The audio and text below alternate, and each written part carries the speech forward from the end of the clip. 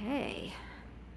We have the great pleasure to be in the sanctuary today with Mr. Yrneh Gabon Brown, recently returned from Africa, the African continent, Senegal, and about to take off again to New Orleans for a residency. So we are incredibly lucky to catch him today. Yrneh, welcome to Sanctuary. How are you doing today? I am absorbing the sanctuary. Still, somewhat, not too much, but a little jet laggy. Yes. Thinking about, yeah. But yes, I was in Cape Verde and Senegal. Wow. I was on the island of Sal and Praia in Cape Verde, and I was in Dakar in Senegal. And you've been there before. You've been to the African continent a number of times. You're doing a lot of research work. Some of it is around salt. You're engaged with many people over there. A number of years. I would say it's almost 18, maybe 20 years working on the continent. Wow. A different country. You know, last year it was in Southern Africa, Zimbabwe, Zambia, Wow. South Africa, Botswana, Namibia, working as a Fulbright Fellow. And for 9, I've made like 8 to 9, my 9th trip to Senegal this last trip. So I've been to one country 9 times. That's just way amazing. too much. I think I need to see. I could have seen 9 countries, but that's not it. I do love Senegal a lot, and I love the people. I love the food. Every time I feel a little bruise about something, I would always like. The only reason I come back is because I cannot turn love off. You know. Yeah. Love is not something you can turn off. Right. You can avoid being hateful. Right. Really, you can't just turn love off. You can redirect the energy though. So that's good. But you do very well. You hail from, you have Jamaican and an American parentage, as I understand it. Jamaican parentage. Jamaican parentage. But my mother's been living in America. She came to America, you know, many before I was born. Ah, okay. And back and forth and stuff. Right. So she's an American girl. Right. But I was born there in Jamaica. I was born in Kingston and St. Andrew. I grew up in the rural parts of the island. I educated in the urban cities. Wow.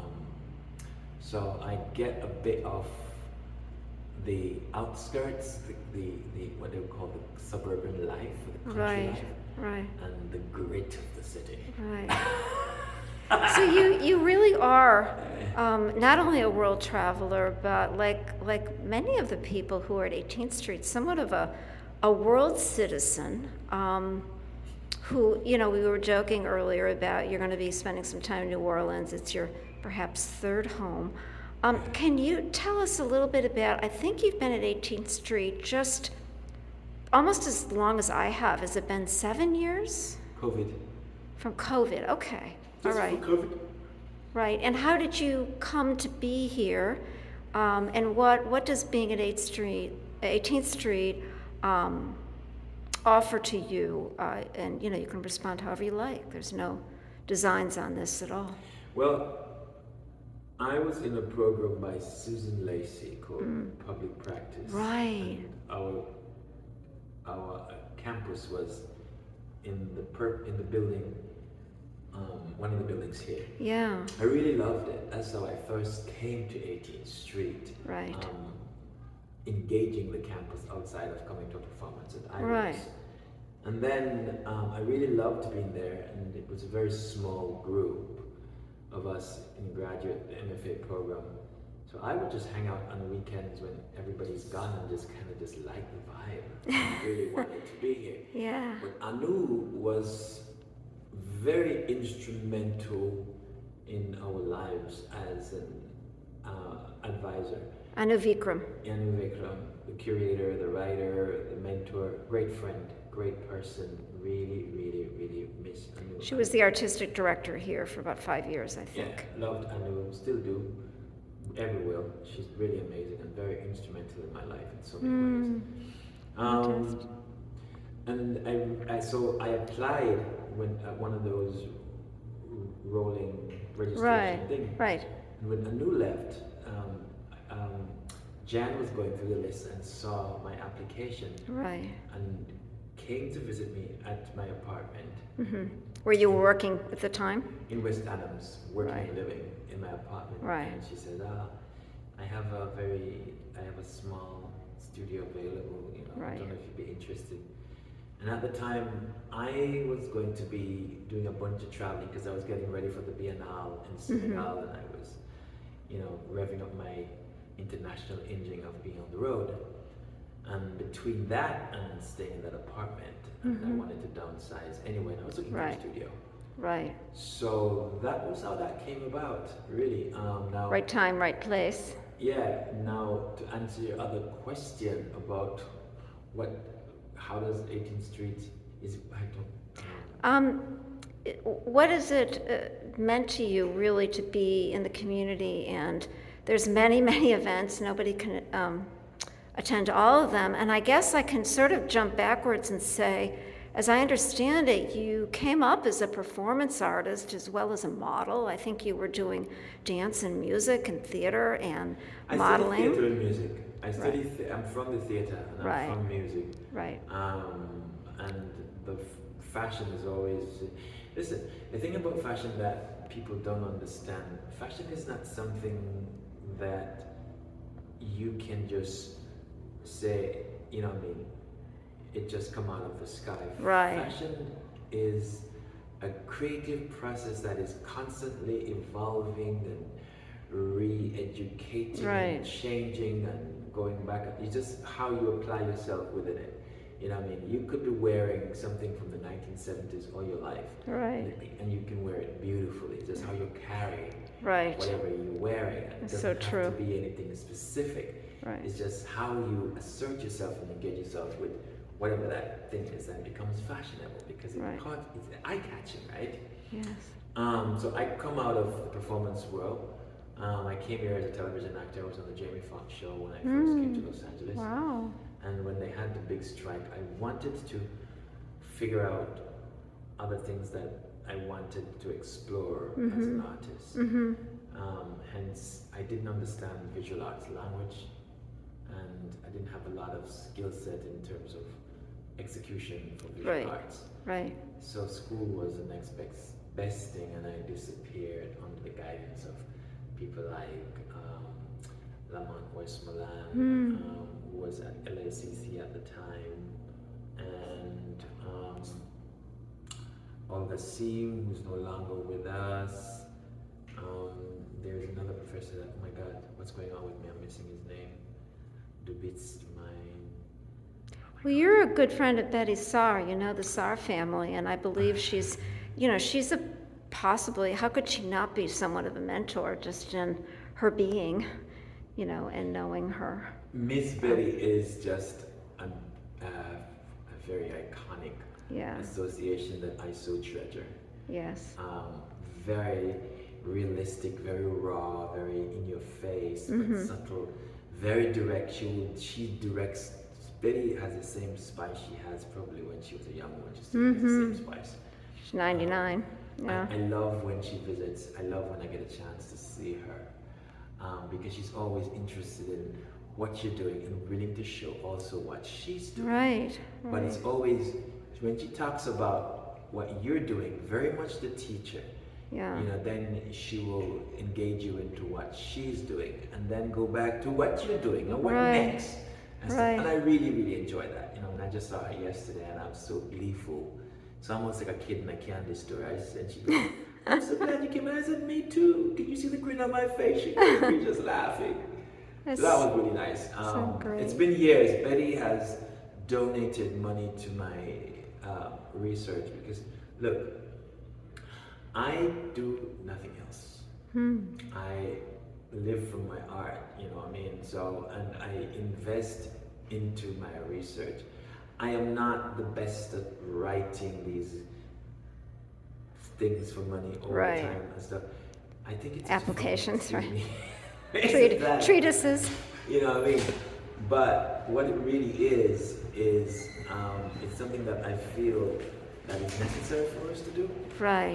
Because it helped to bring in resources to move us. But I just, you know, like some of these European countries and other places that give scholarship based on the person, it feels like you constantly have to be auditioning. It feels very much like an actor out in the street looking for the next. Itinerant actor, yeah. I don't like, you know, I'm not doing too well with it, so I just take my own money sometimes, and you know, I would be broke for a while because I would just spend to go off and do stuff. But it's just what it is, and I do know that it will come back at some point, and I'm hoping it does before my aunt's closing. Well, you're doing great. You've had the Fulbright. You've been able to That do. was a good one. You know, the that was a travel. good one. Like a Fulbright, you know, I'm in a good time. These are like major. So when you write for those, even though it's highly competitive, Right. and stuff, but I would advise those you do, because once a year you commit to spending time to do a great and a big Right. application that's a possibility. But all these other applications that they want you to do stuff, they know you work. You can just have a conversation. They just make it so goddamn. you can tell that I'm not too happy, but hey. Well, it needs to be heard. It needs to be heard.